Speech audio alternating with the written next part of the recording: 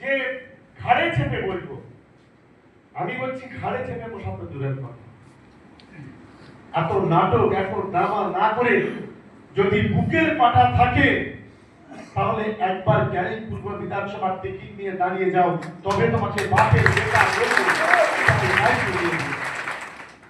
আমি জানি দেউলিটির এই পারগাতি এলাকায় কিছু বেঈমান বিশ্বাসঘাতক আমাদের আছে। এই বিশ্বাসঘাতকরা এরা হচ্ছে মুখোশধারী, এরা মুখ আর মুখোশ এদের আলাদা, এদের দেখে চেনা খুব মুশকিল। আমি পারগাতি এলাকায় আমাদের যারা নেতৃত্ব আছে আমি তাদের বলবো একটু নিজেরা চোখ কান খোলা রাখতে হবে।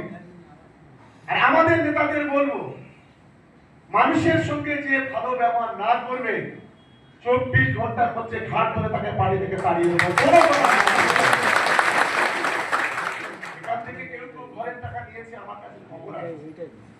আমি একটু অবাক হয়ে যাই, আজকে কেন্দ্রের বিজেপি সরকার বাংলাকে টাকা দিচ্ছে, আজকে ঘরের টাকা বন্ধ, রাস্তাঘাটের টাকা বন্ধ, গরিব মানুষের বার্ধক্য ভাতার টাকা বন্ধ, 100 দিনের কাজের টাকা বন্ধ, সব টাকা বন্ধ করে দিয়েছে। মমতা বন্দ্যোপাধ্যায় তার রাজস্ব কোটা দিয়ে একজন মহিলা মাথার ঘাম পায়ে দিলে সকাল 8টা থেকে রাত 2টো পর্যন্ত আমাদের দিদি আজকে বাংলার মানুষের মুখে হাসি ফুটাচ্ছে। এই টাকা যখন দেওয়া হয় আমি বারে বারে বলার চেষ্টা করেছি যে গরিব মানুষের কাছে টাকা দেওয়া যাবে না, কিন্তু 2-1 আছে যারা ভিতরে ভিতরে 2000, 3000, 5000 করে টাকা নিয়েছে। সঠিক তথ্যটা আমার কাছে আসলে তাকে টাকা তো ফেরত দিতে হবে, আর না হলে লোকাবে বাস করতে হবে। এটা আমি আজকে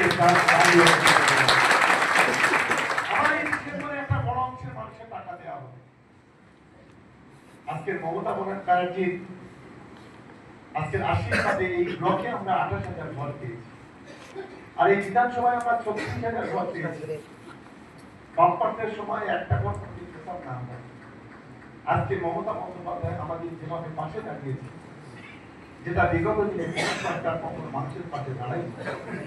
আজকের বুকে আনতে বলুন তো আজকে যারা বসে আছেন, আজ আমার মা বোনেরা লক্ষ্মীর ভান্ডার পায়। একজন স্বামী সারা মাস কেটে তার 30,000 টাকা তুলে দিতে পারে না।